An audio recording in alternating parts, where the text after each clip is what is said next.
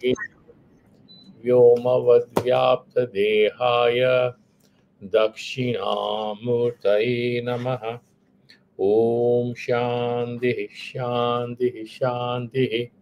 Shri Guru Pyo Namaha Hari Om Tat Chat.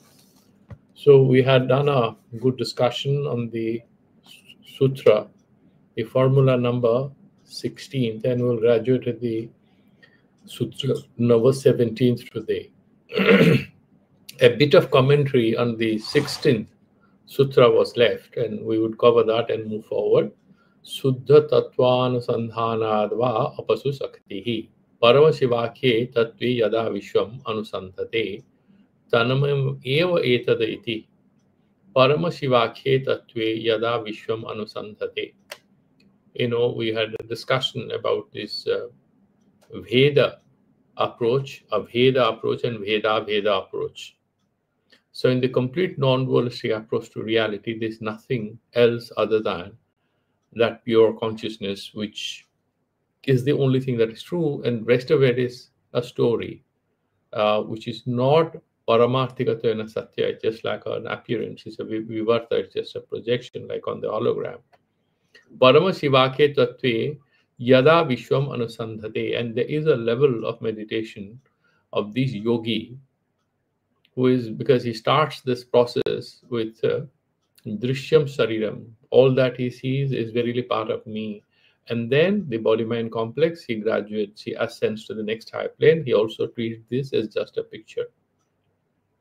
Then he establishes himself in the Drik Chaitanya, or the pure consciousness. Aham asmi, I am.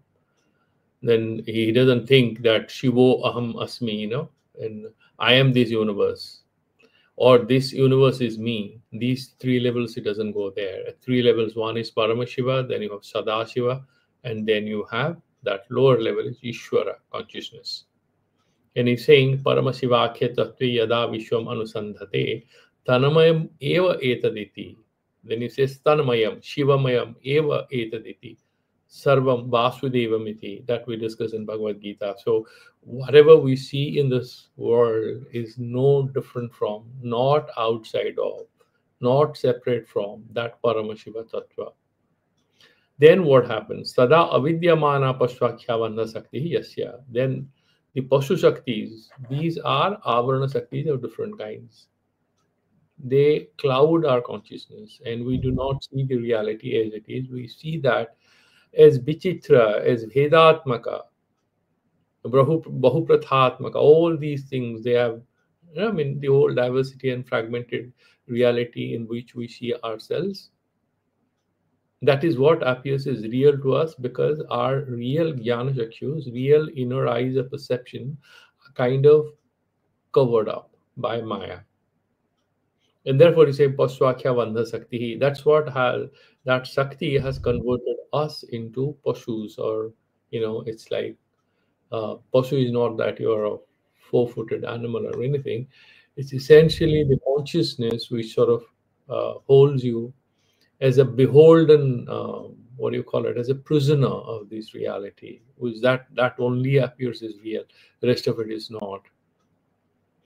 Tadrigayam Shadasiva Jagataha Patir Bhavati. And when a person is able to establish himself, that it's not an easy thing to achieve just by reading, but at least we know how to be and what to meditate on. There is a level in the Saktopaya in the beginning, for example, that all the time you meditate on Shiva. But there's a highest level where you are no different from that Paramashiva Tattva. In the beginning, when you study Vedanta, we talk about Brahman and it's pure and as if something superior to us. And at later date, when we are very close to the inner meaning of it, we realize that alone is real and we are no different from it. And there is a sense of wonder, there's a sense of, elation. That is what he's mentioning. And, Varadaraja, the Vartika, say, Antar Vahir Vicharyeva Shorupam Tad Vivarjanat. That internal reality and external, like, for example, in the dream state or in the waking state, there's an external reality. In the dream state, there's an internal reality. You abandon both. Akhanda mandalakaram paripurnam karasthitam. In that Akhanda mandalakaram, that avivakta tattva, Shiva Chaitanya. It's as if it's right. In Vedanta they say amalakivat. It's like a amla which you are holding in your hands. You're fully, you have that ninnaya, you have that upalavadi. And this is not a fake thing. It's Swarupa Sakshatkara. There is no doubt in it. It's like you're holding something in your own hands. Tadartham Vishwa Sakyatma Bhede Stitir Yathasita Swalokasya Nahiyeta Praha Sutra Trayam Vivu Suddham Nirupadi Jyoti Rupam Tattvam Shiva Vidam. So he's mentioning about this Varadaraja. How does that happen? By meditating on that Shiva Tattva. Here, Kshemaraja has a beautiful way of unraveling the sutra. Atra eva upayantaram aha. This is another way that, he says, Hridaye chitta sangatad drishya swapa darsanam. That was the verse number 15 that we had a long discussion on. And here he's saying there's another way. This is a Saktopaya. He's saying Suddha Tattva Anusandhanatava. You do Anusandhana. It's not you're looking for it. You're meditating on it through Vichara, through Vimarsha. Suddha Tattvam Paramashivakyam Tatra there Yada when Vishwam Anusandhate. So you're seeing the universe is not separate from Lord Shiva. As a creation of Lord Shiva, for example, if you think, I have created this whole world, then that there is a Dvaita Pratha there. And then he's saying, no, Vishwam, that verily is no different from Paramashiva. Tanmayam eva etat. Tan, matlab, tat is Shiva here. Shiva mayam eva etat. Everything is Lord Shiva. There is nothing. Lord Shiva is not the Shiva that we are worshipping in Shiva Lingam or anything. It's Paramashiva Tattva, the pure universal consciousness. Tada avidyamana pasvakhya bandhar satyasya tadrak ayam sada sivavad vishwasya jagadaha patirbhavati. And he becomes verily, as we read in the first sentence, he becomes, the most interesting part is that Shiva is the boss of this world. There's nothing outside of him, nothing beyond him. Either you see him as a creator or you see him, the creation is also part of him. He's also the creation, he's the creator. So he becomes verily that yogi by establishing himself in that Shiva consciousness, almost becomes like Shiva. In earlier verse also we have discussed that, how that person becomes the master of the universe. Shiva is telling Parvati, this fellow doesn't have any wishes. Whatever he wishes happens. Whatever he wishes has to happen. Why? He's not different from me. That is not to say that if a person self-realized has got a lot of Atmagyan or Atmopalabdhi, he can throw his weight around and curse other people or threaten other people that these things are going to happen to you because I wish and that's going to happen. He is no more capable of any individual wish. To say that this fellow's wishes are my wishes, when Bhagavan says this, he's essentially telling, he's ruling out the possibility of the sadhaka at a highest level of realization having anymore any individual wishes. He's so much identified with the supreme divine consciousness that he doesn't have any individual wish, he doesn't have any individual pain or agony or anxiety. He's very much immersed in that divinity. And therefore, Bhagavan says, it's kind of a stuti of his own devotee. He's saying, the devotee's wishes will materialize as do my wishes because he's no different from me. It is not to glorify him as an individual anymore, but to recognize him as same as Lord Shiva. He's no different from me. How beautiful it is. And therefore he's saying, Paswakya bandha sakariyasya tadrakayam sada shiva vad vishwasya jagadaha patir bhavati tad uktam simal lakshmi kola nave. Then what does he say? Diksha siddhau tuye proktaha pratyaha stova purvakaha sandhana shevati devi kalam narahanti shodashi. He's saying, do you know if a person is established in the supreme Shiva consciousness And there are a lot of sadhanas at these avantara, prarambhikastara sadhanas, where a devotee or an aspirant goes to. I mean, if you go to Tarapit, for example, in Bengal, you'll find a lot of foreigners surrounding a very unimpressive looking Tantri guru, maybe in pant and shirt, and he may be married. But these people flock to him because they have a lot of curiosity about this occult path. And then he sits there, and then people surround him, and he chants some mantras and do sadhanas, and a lot of dikhyas and sadhanas.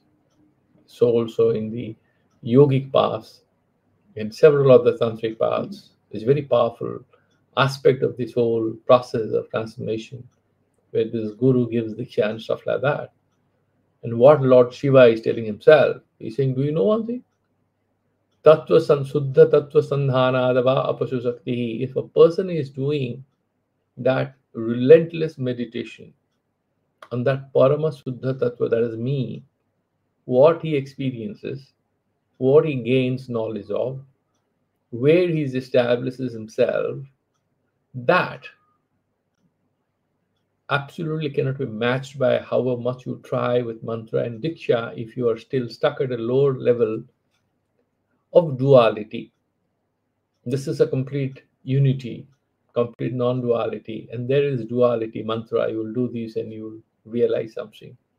Therefore, he's saying, Sandhana Shevati Devi Kalam Naranti Shodasim. They can't even get a 16th of what this particular Shivamaya, Tanamaya, somebody who is established in that Shiva consciousness, what he gains, these practitioners of Diksha and Siddhi and all that won't come anywhere close to him or her. Maybe a 16th, no, not even that. Iti Sri Vijnana Bhairavetu Sarvam Deham Chenmayam Hi Jagadava Paribhavayet. Sarvam Deham Chenmayam. Whatever you see, it's pure consciousness. The physical external reality doesn't perturb the sadhaka anymore, and is all the time established in the Shiva consciousness. Jagadava, Sarvam Deham, whatever you see, whether it is your body or the Sansara Jagadava, Chinamayam, this is full of pure consciousness. Chit Mayam, Chinamayam. Paribhavayat, you meditate on like that, and how do you do it? Yugapat Nirvikalpena Manasa Paramod Bhavaha. Yugapan. Yugapat matlab at once you do that meditation. And Nirvikalpena, you don't struggle a lot. Like in the yogic sciences, they would say that you go to this step, and like you remember that Savitarka Nirvitarka Samadhi, Savichara Nirvichara Samadhi, a long route. Then you have Sattvapati. You ultimately you have that Nirudha Samadhi. Long journey. Of course, here also it is there, but he's saying we're talking about Sambhovapaya, highest order of sadhana here. And of course, we'll go to Saktvapaya and Anavapaya after this, where the new entrants, the novices, the new entrants, the lower order of sadhakas, which most of us are when it comes to this particular science of mysticism, you would be doing a lot of practices. You can't jump to this contemplative method. These are being discussed in the first chapter to tell us where we have to reach. But when we are completing the book, we know where we are going to start. Sarvam deham chenamayam jagadva paribhavayat yuvapat nirvikalpena. When you have nirvikalpa samadhi, it happens at once. Manasa paramod bhava. That parama shiva thing, that upalabdhi, that happens. Udyama bhairava, the 5th verse that we had done. Iti tad etad. Iti va jasya sambitihi kridatvena khilama jagata. And then the guy who realizes that this sansara which appears is not fundamentally real. Yes, it is. Vyavaharika satya. It's a game of the supreme divine truth. Kridatvena khilama jagata. Sapashyan satatam yukta. And the person who is able to see the soul sansara as a leela, as a game, it's a phenomenon. So many things are happening, but they are not real. Are they completely unreal? No, this is not the Advaita Vedanta. It's not mithya in that sense. Mithya in what sense? They are not fundamentally real because they are kind of inverted images. of this Paramashiva Tattva. The Paramashiva here is both static and dynamic at the same time. And as dynamic, he's assuming the form of the sansara. Yugapan nirvikalpena manasha paramod bhavaha. Iti tad etad. Then he is quoting from another thing. Iti va yasya sambitiha. And iti karikaya sangruhitam. So that is how we sort of have this whole sutra. The most important aspect of it is the methods of meditation, Suddha Tattva Anusandhana. And when you successfully do it, we go to that highest level.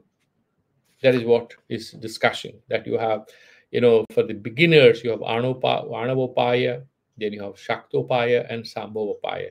And the fourth state is what is called Anupaya. There is no sadhana, it's Anupaya.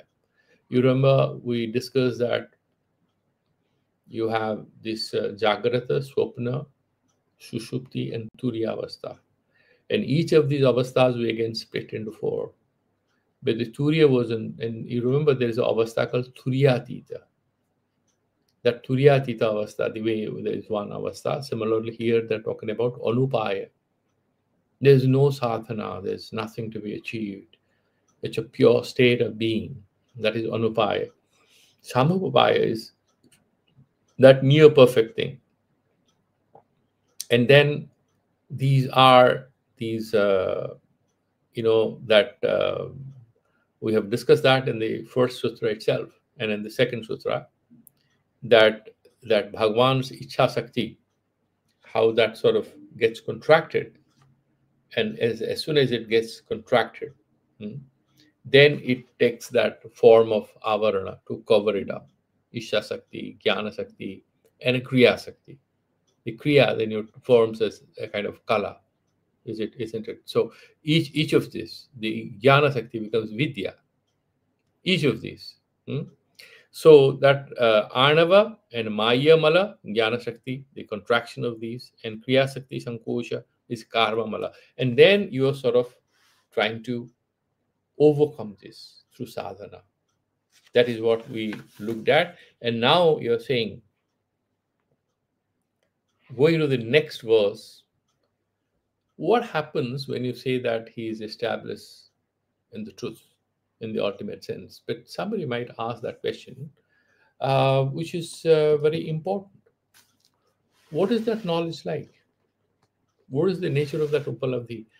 You might ask this thing, these are kind of repetitive, and we have more or less have read it. Even one sutra of Siva Sutra is good enough to tell you the truth about all of the sadhana. But then you might say, is it a little repetitive? What is he saying? What is the difference? No, there are very subtle differences amongst the sutras and the intended message that's being conveyed to us through these sutras. They may not appear as very obvious to us when we are reading the sutras, but these are minor differences, and these are significant minor differences. And these are being discussed in these sutras. What is the nature of that jnana? Because he had mentioned that Udyamo Bhairavaha, that we have different keys to reach there, what it feels like being there. Chaitanya Mahatma, he had mentioned the very first sutra itself, and that itself can liberate a person if we very seriously meditate on it. But the doubts that may emerge in our minds, the Sutrakara, the author is trying to clarify this one by one. So in the next verse now, he's trying to explain the verse number 17. What is this? How do you define that self-knowledge? Aham asmi. Okay, fine. But how do you define it? Therefore, that sutra is Vitaraka Atmagyanam. So what is it? Vitaraka Atmagyanam. What is Atmagyana? Is Vitaraka Rupa. What is Vitaraka? Vitaraka Taraka. Vitaraka. Vishesha. Vi Upasharga Purvaka. Taraka. Vitaraka, Savitaraka, Nirvitaraka, we have done that when we are doing the 6th chapter in the Bhagavad Gita, and Madhusudana Saraswati's commentary on it, gloss on it. There was a lot of discussion, sort of getting back into the Yoga Sutras and the commentaries on that. Here, Vitarka is essentially meaning what? The divine knowledge of a teacher.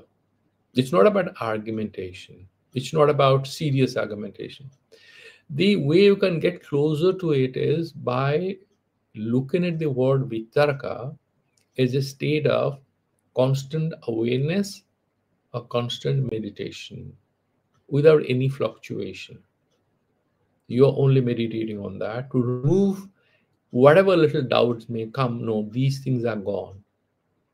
So vitarka word, like for example in Advaita Vedanta, they say you do brahmakara vritti. Vritti is vikara of your mind, vijnanamaya kosha. You're talking about physics, so your mind is thinking about physics. When you talk about Brahma, brahmakara vritti is thinking about Brahman, but there is still duality. Your mind is thinking about Brahman. So there is mind and there is Brahman. So there are two things there. Aham Brahmasmi, in that ultimate level, in the beginning, there is vritti jnana in Advaita Vedanta. There is a vritti, there's some kind of a vikara of the mind. There's some kind of a process, a subjective process is still going on, and this subjective process is focused on Brahma Tattva or Brahman. Mark the significant thing here. There is Brahma Tattva and there is a subjective process focused on it. That is Vritti Jnana. So the Advaita Siddhi will not happen. Why? You have two things. You have a Bhakta and a Bhagavan. You have Brahmakara Vritti and Brahman.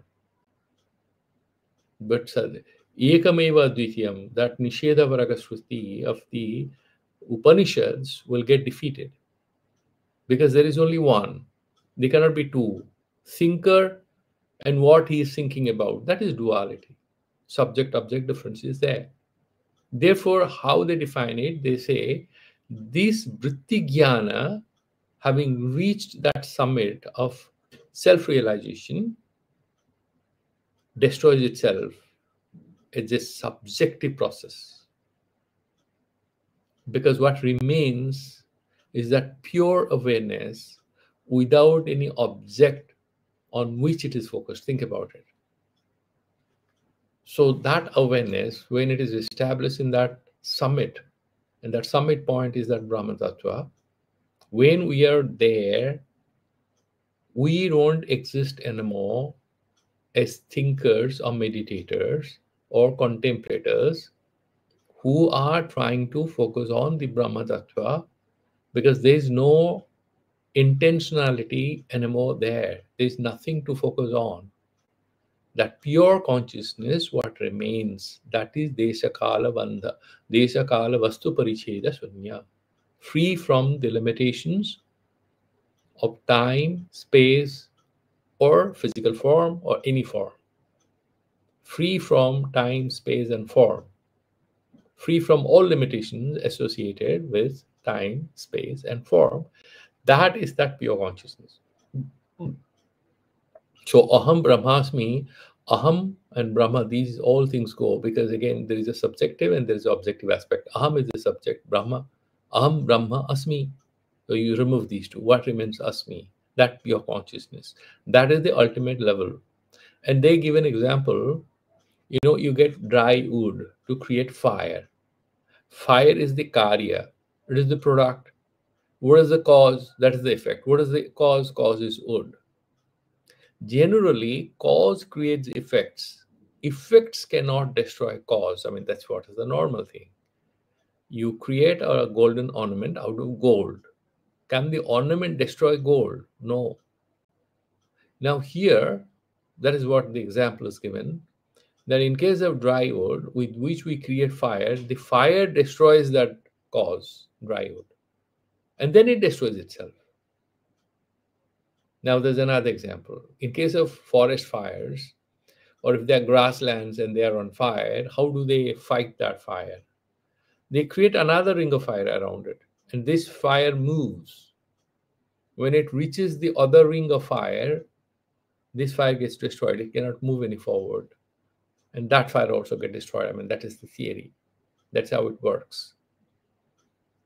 Now here, so through these Brahmakara Vritti, this whole Vritti gets destroyed. What remains is that Param Brahma Tattva. That is pure awareness.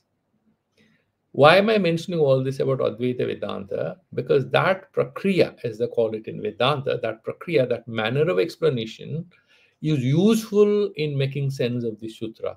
Vitaraka Atmajnanam. This Atmajnanam is Vitaraka Rupa, is Jnana Rupa, is Vitaraka Rupa. It's an awareness. It's a constant awareness. Then Atmajnana is not a destination. Atmajnana is not like a degree certificate or a state of being a millionaire or having any siddhis or anything. No.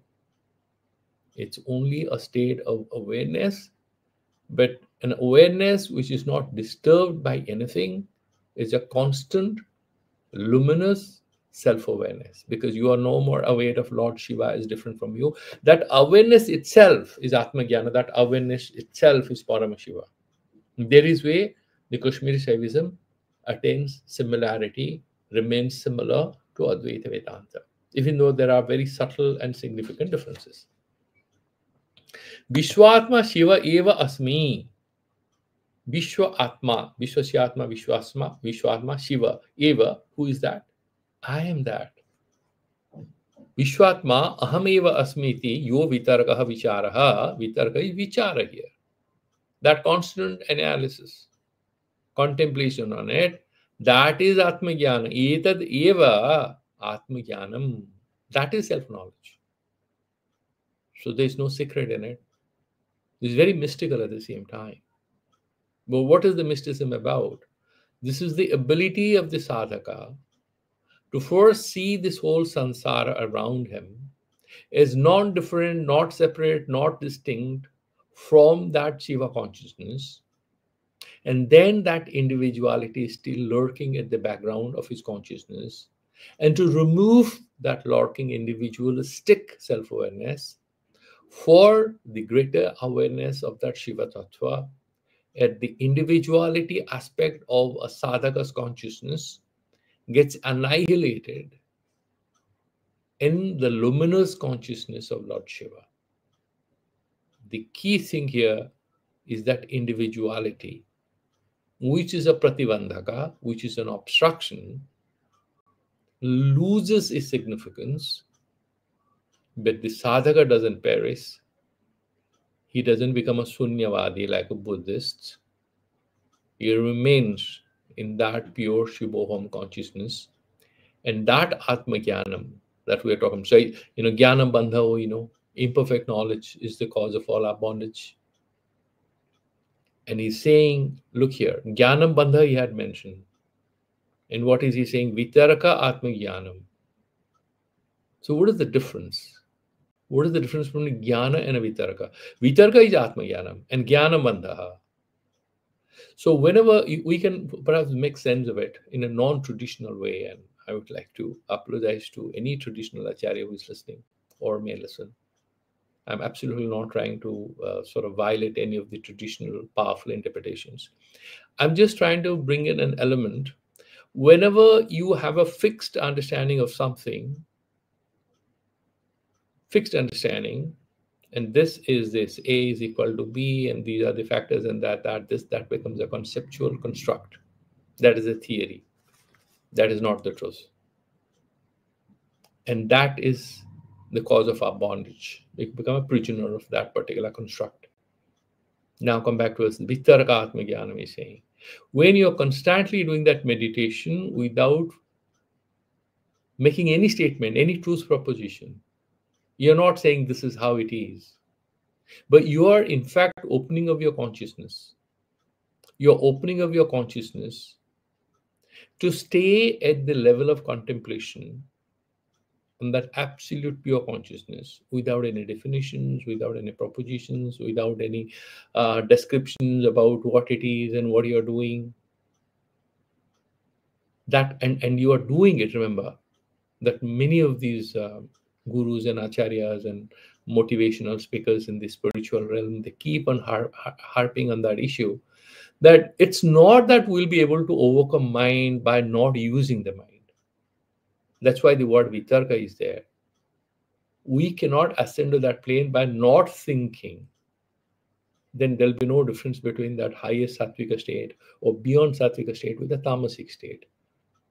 A person who is sleeping is not in meditation. A person who falls asleep, that is laya and vikshepa. These are the five vrittis of the mind, right? We've discussed that.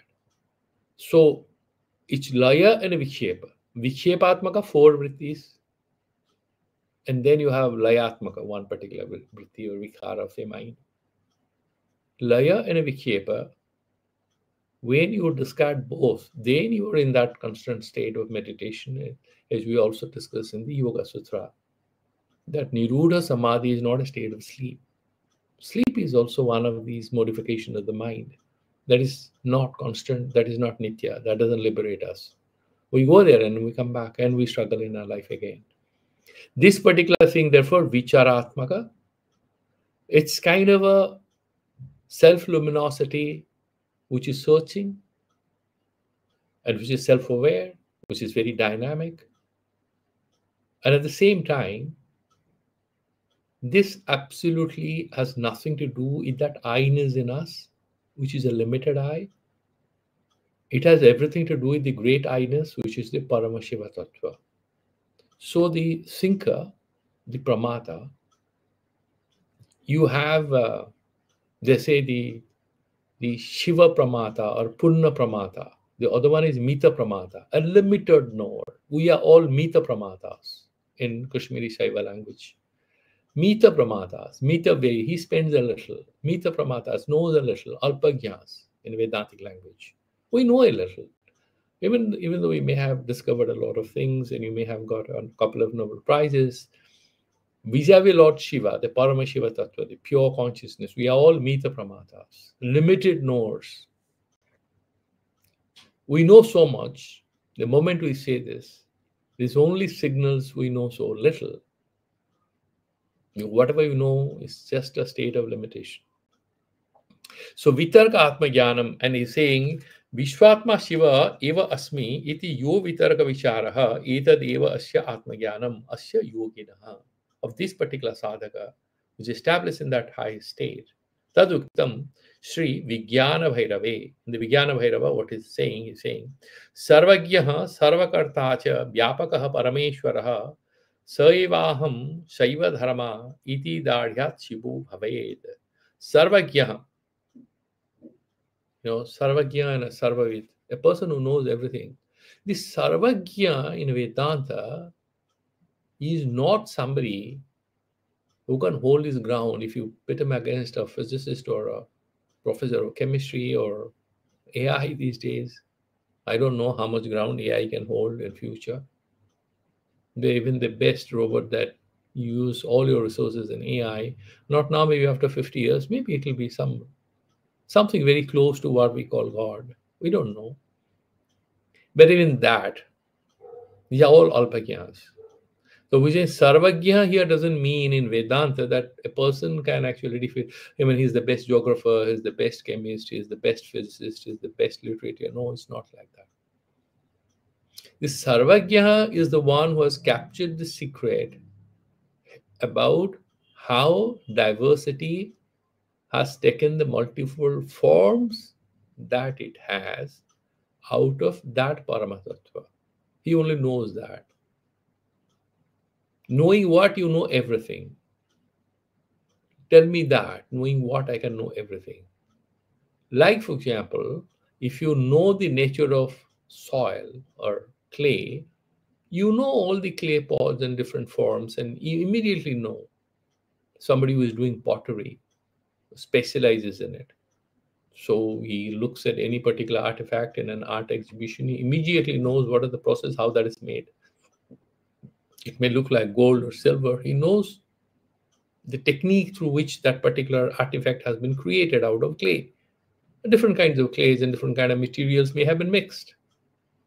So the upadana karana, the primary causal form, once our minds are clear about it, the multiple appearances that manifest, that capture our attention, do not disturb us. In that sense, they say the word sarvagya. Similarly, he's saying sarvagyaha sarvakartacha. Whatever is there to know, he is the one who knows. He has created everything. Sarvakartacha. Whatever is happening through anything, we are those tiny kartas. We are all prerita by that Parama Shiva Shakti. Sarva Kartacha, Vyapaka, and he is everywhere, all pervading. Parameshwaraha, and the Lord of this universe. And then, you know what? Sa eva aham Shaiva Dharmaha. I am that. Oh, really? How? Because I am a Saiva Dharma. Because my method of meditation, my method of, my religion is not a religion of doing Rudris or going to Shiva temples. Oh, that's all fine. But I'm a Shaiva Dharma. I'm a Satya Dharma. You remember in that Ishavasya Upanishad, the sadhaka is saying, I'm a Satya Dharma, so you must show your truths to me. Remove this dazzling cover under which the truth hides, I cannot see it. Please remove this. He's praying. Similarly here, what is he saying? That Saivaham Shaiva Dharma iti Dadhyat Sivo Bhaveta. When Dadhyat, you should have that unflinching faith, not because you're reading it, but because you are practicing. And then I tell you, in your everyday sadhana life, all of us have experienced it. There are two levels we face obstructions at the intellectual, emotional plane, or at the mental plane, or at the physical plane.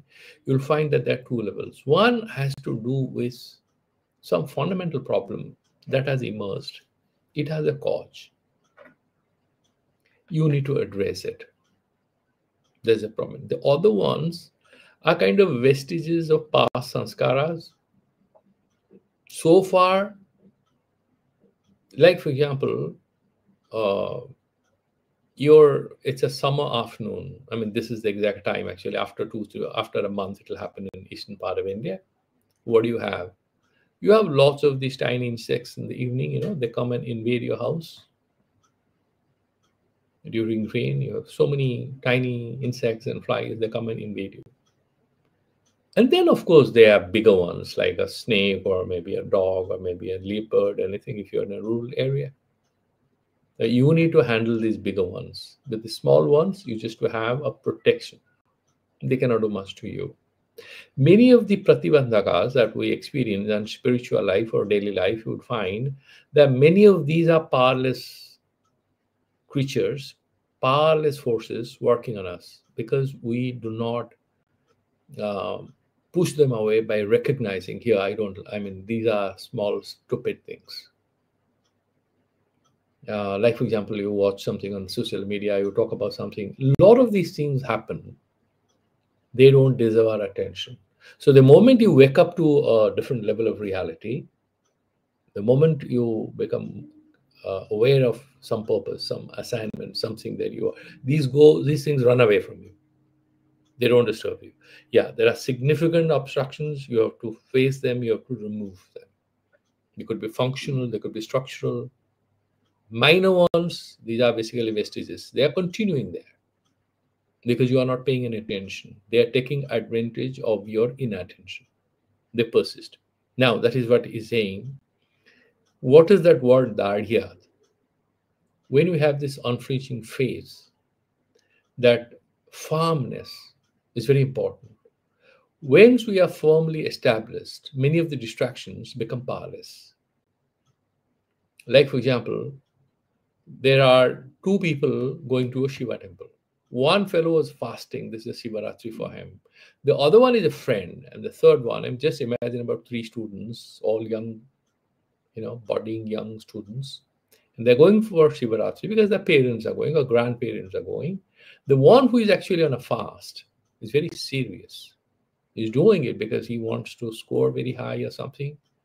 He's going to the temple and he wants to pray. But because he's keeping that brata, he's absolutely not paying any attention to whatever he sees around him in the Shiva temple. Maybe 2, 3 other classmates had come. Maybe the parents of one of his friends were arguing in the corner of that temple. Maybe there was a shop. There was something being sold. Maybe there was an incident in the temple premises, the pickpocket or anything. This guy is constantly thinking about Lord Shiva. Why? Because he has to complete that vrata. He is doing some austerity, some practice. He's focused. He goes there, he prays, and he's keeping a fast. Will break the fast after his prayer in the evening. He has a different experience. He will not be able to see what his friends have seen or experienced. And next day or after 4 or 5 days, when they discuss about the Shivaratri, this guy remembers that inner experience, nothing else. The other friends remember all the external experiences, externally oriented. Whatever they have, that grahya grahaka veda is there. So all these grahyas, they have received them. Why this word is mentioned, Saivaham Shaiva Dharma iti dadhya Shivo Bhavat. When we are able to focus our attention so much in that Parama Tattva, that the sansara around us loses its power over us because we are firmly established there. If we succeed in that particular sadhana, the commentator is saying, he said, Shivo Bhavat.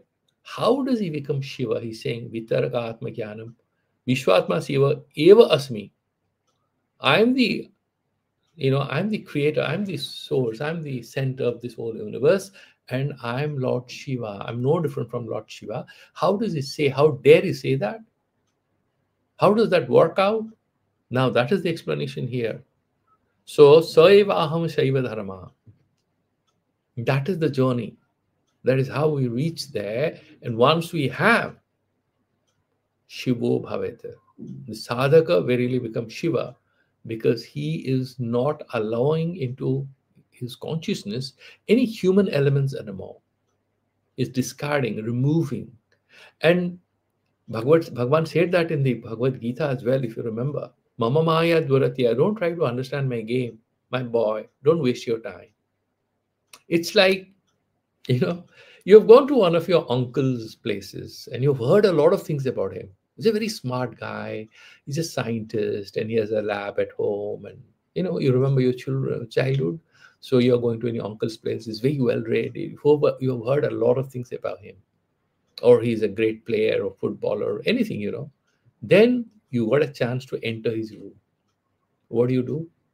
You try to fiddle with a lot of things. You try to see his rakes. What are the things? What makes him what he is? You try to open his diary as a child. Oh, maybe he has written some very insightful statements. And you are a brat. You want to read his mind. That's what you're trying to do. What Bhagavan said in Bhagavad Gita.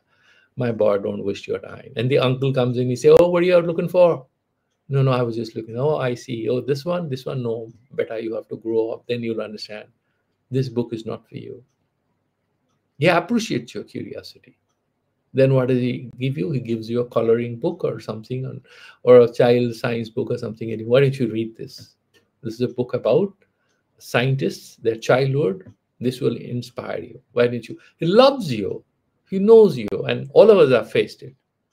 So the great, smart uncle gives you a book or gifts you something. Okay, you want to take it, you take it. And he says, focus on what I am saying. Don't waste your time trying to understand what all I do. That you won't get.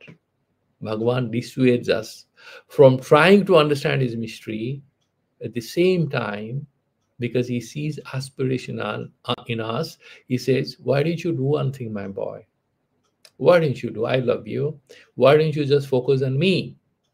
You want to cross over this ocean of Maya, of samsara. You cannot cross it over if you think about the details. You'll be lost there. But you think about me, I'll do the job for you. And there's so many beautiful stories, especially in the Vaishnava cult in Eastern India, also in Southern India. There's so many beautiful stories. One I read about Trichy, the temple where Ramanujacharya also has a small pedestal over there. How there was this, I must have told this story to so many people, maybe to you as well. There was this girl who was a sex worker. And then there was this Brahmin guy looking for alms, and how he had gone, and this lady found this Brahmin, and she was very fond of gifting things to Brahmins because she wanted punya. She had a palatial building, and He saw this young Brahmin who's it looks very enlightened. He calls him and he says, I want to give you this dakshina. But the Brahmin asks him back, this young boy, who has given you all this wealth? How come you're so rich? You look very blessed. And the lady says, boy, this story is like this, that I'm a Ganika, I'm a Nagarabadhu. A lot of rich people visit me and I get a lot of gifts. The boy quietly walks off and he says, I cannot take any gift from you. I'm debarred from taking anything from you by the rule book. And he says, how? He said, why didn't you do one thing? You go and give it in the, in the temple. Why didn't you give it the, Lord Narayan and the big temple? You go and give it to him. And she says, if you don't take it, how he can take it? Why should he take it? You're refusing it. He said, look here. Then he feels a little constrained. He says, okay, psychologically I've accepted it. Now I'm requesting it. Make a beautiful crown for, Ananta Swami, Padmanabha Swami. You give it to him. Then she says, okay. She comes and makes a crown and he says, but he may refuse. He says, no, he loves you. How do you know? Because he said, I can know. I can know these things for me. You are one of the greatest devotees of him. So if you go and give the crown to him, he will accept it. And the Brahmin walks off. And she adds a lot more jewelry she has and goes to a goldsmith and gives all her jewelry to make the most attractive crown for the Lord. And then she's thinking, how will I enter the temple? They will not even permit me. I'm kind of a social outcast because I entertain a lot of people. People see me as a woman of loose morals. And then what happens, interestingly, is the chief priest sees that in his dream, that Lord wants the crown made by her. He wants to wear it. And he says, you have to go next morning, bring her, and she has to give it to me. Then only I'll wear it. And they are flabbergasted. He wakes up and he tells the people, they all know about her. They know her powerful connections, but they never thought of allowing her inside the temple. But now Lord has expressed his wish. And so they go to her and say, this is the dream we have seen. And you have to, have you made any crown, anything? She said, yes. She's in tears. She's saying, but how will you permit me to get into the temple? And then said, no, because Lord wants it. And she's about to enter the temple. Something strange happens. She suddenly, she realizes this is onset of her monthly menstrual cycle. She stops at the gate and says, no, I can't enter.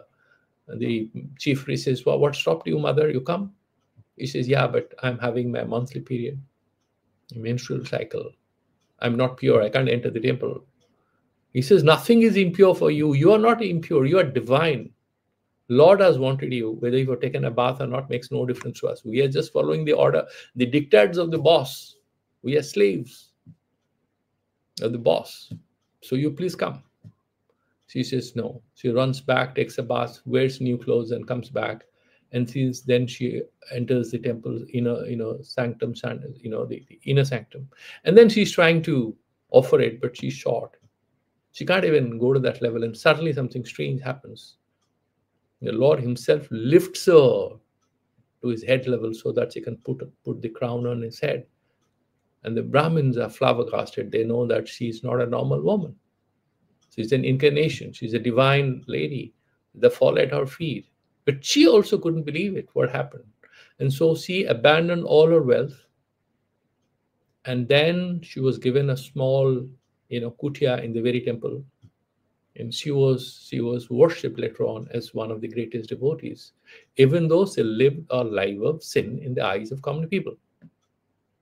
These stories, and you must have read so many stories about how the milk woman could cross over Ganges or Jamuna and came and give milk to that, that Vedantic teacher, because he said, if you believe in God, God takes care of everything. And then she covers and crosses through the Ganges, which is flooding, thinking about Lord Krishna. And he says, how did you come? The river is in spate. He says, I don't know what river you're talking about. I haven't stopped thinking about Lord Krishna since last night. That's what you advised me.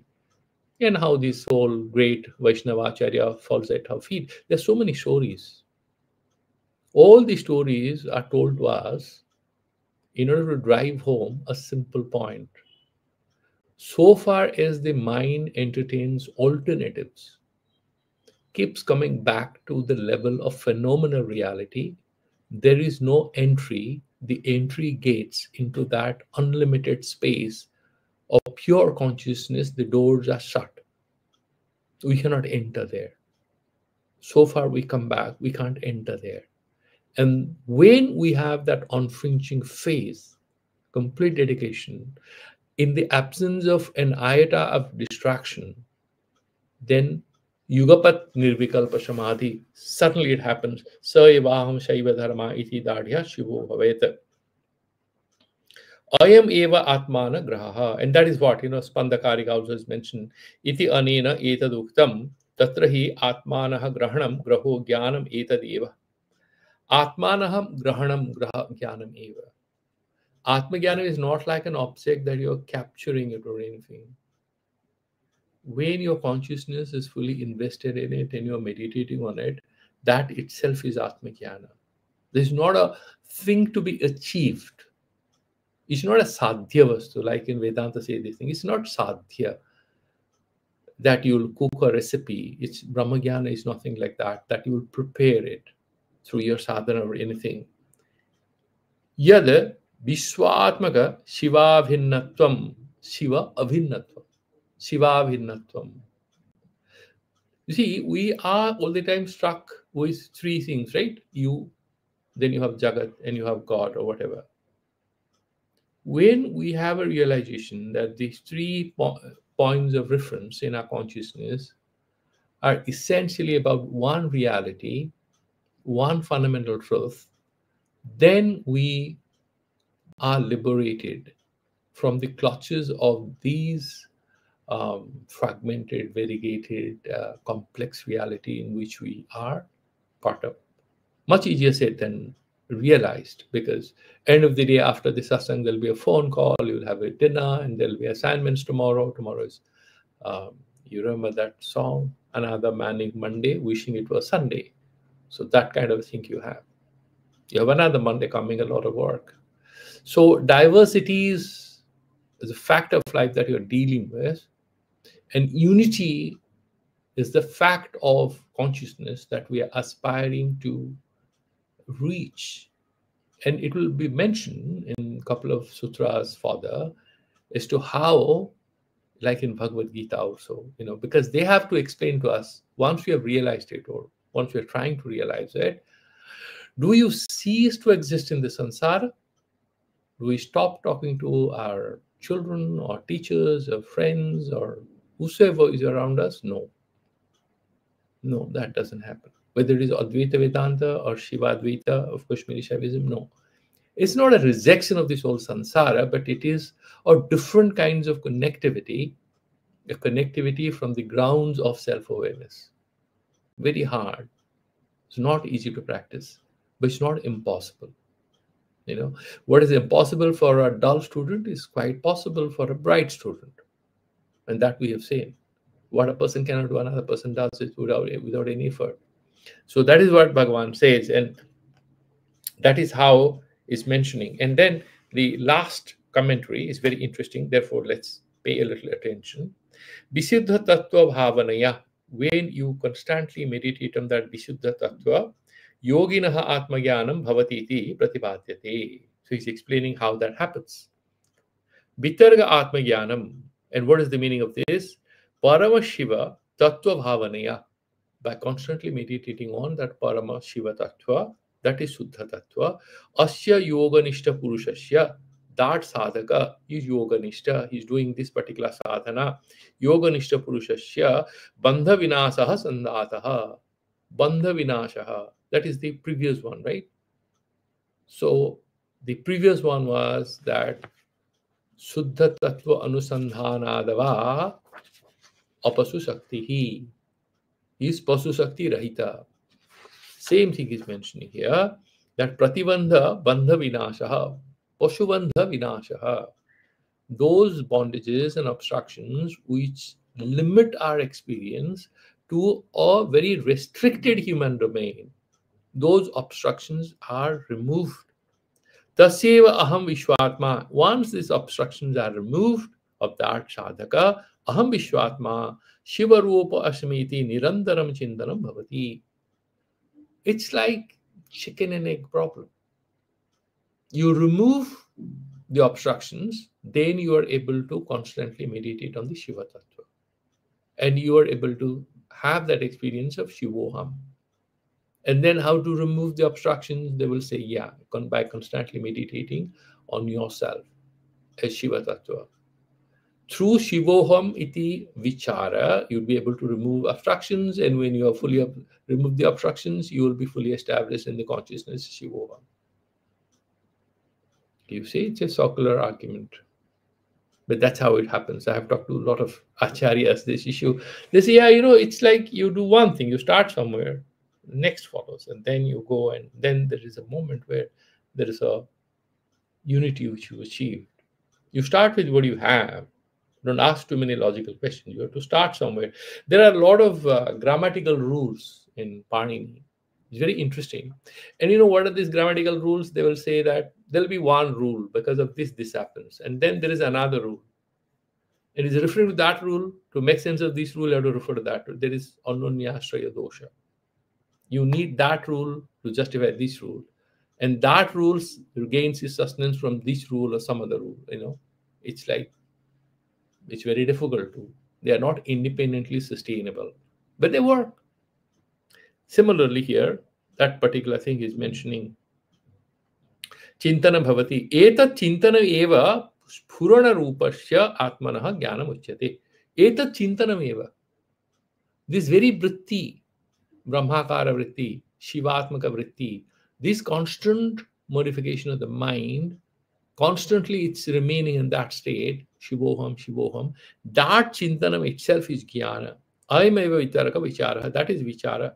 तथाच उक्तम विज्ञान भैरवे सर्वज्ञः सर्वकर्ता च व्यापकः परमेश्वरः स एवाहम शैव धर्मा इति दाढ़यात् शिवो भवेत्. That we discussed at length. इत्थं यो विचार रूप वितर्कः जायते. This vichara rupa vitarka, this constant contemplation, etad eva asya mahayoginah atmajnanam asti. If you are still in the dark about what is atmajnana, how to receive it, and this and that, he's saying it's right there in your hands. And how does that work? He's saying it works because by meditating on that constantly, how you realize it. And that itself is atmajnana. There's no mystery, it's no rocket science. It is very difficult. But the idea that they're mentioning for the sadhaka is that there's nothing called I want to be spiritual.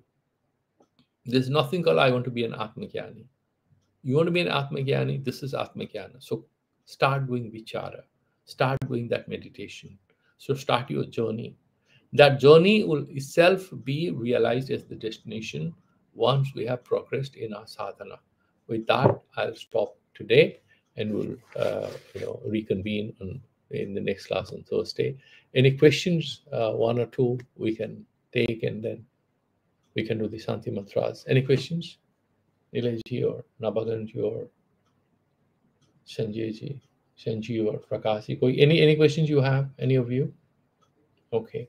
So if no questions, then we can do the Santi Mantras. Om Purnamadaha Purnamidam Purnat Purnamudachyate Purnasya Purnamadaya Purnameva Purnameva Om Shanti Shanti Shanti Shri Guru Bhyo Namaha Hari Om. That's it. Okay. So have a good day, and we'll again meet tomorrow. God bless you.